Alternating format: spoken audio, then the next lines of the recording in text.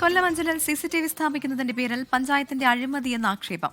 നിലവിൽ പട്ടണത്തിന്റെ പലയിടങ്ങളിലായി സ്ഥാപിച്ചിട്ടുള്ള ക്യാമറകളുടെ അറ്റകുറ്റപ്പണികൾ പൂർത്തിയാക്കാതെ ലക്ഷങ്ങൾ മുടക്കി പുതിയ ക്യാമറകൾ വാങ്ങിയതിലാണ് അഴിമതി ആരോപണം ഉയർന്നത്.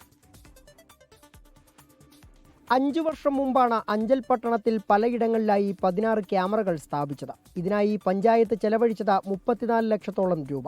പോലീസ് സ്റ്റേഷനിൽ ക്യാമറകളുടെ മോണിറ്ററിംഗ് സംവിധാനവും ഏർപ്പെടുത്തിയിരുന്നു. എന്നാൽ 1 വർഷത്തോളമായി ഈ ക്യാമറകളെല്ലാം പ്രവർത്തനരഹിതമായി. അറ്റകുറ്റപ്പണികൾ നടത്തണമെന്നാവശ്യപ്പെട്ട് അഞ്ചൽ പോലീസ് പഞ്ചായത്തിന് കത്ത് നൽകുകയും ചെയ്തു.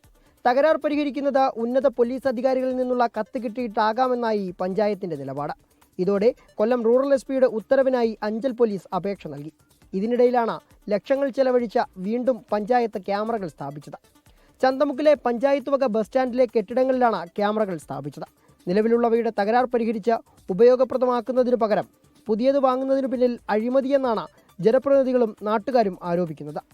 എന്തായാലും ഇപ്പോൾ അഞ്ചലിൽ നടക്കുന്ന പുതിയ ഒരു ക്യാമറ കൊള്ളയാണ് ഈ അധികാരികളുടെ ഭാഗത്തു നിന്ന് നടന്നുകൊണ്ടിരിക്കുന്ന. നിലവിലുള്ള 16 ക്യാമറകൾ നിർജ്ജീവമാവുകയും അതിന്റെ പുറത്ത് ഇപ്പോൾ 15 ക്യാമറകൾ അഞ്ചൽ ബസ് സ്റ്റാൻഡിൽ കൊണ്ട് സ്ഥാപിച്ചിരിക്കുന്നതും ഇതിന് എത്ര നാൾ പ്രവർത്തിക്കുമെന്നുള്ളത് നമുക്ക് അറിയേണ്ടിയിരിക്കുന്നത്. അങ്ങനെ പൊതു മുതൽ ദൂർത്തടിക്കുന്ന അഴിമതി കാണിക്കാൻ വേണ്ടി പദ്ധതികൾ നടപ്പിലാക്കുന്ന രീതിയാണ് കഴിഞ്ഞ കുറെ കാലമായി അഞ്ചൽ ഗ്രാമപഞ്ചായത്തിന്റെ ഭാഗത്തുനിന്ന് ഉണ്ടായിക്കൊണ്ടിരിക്കുന്നത്.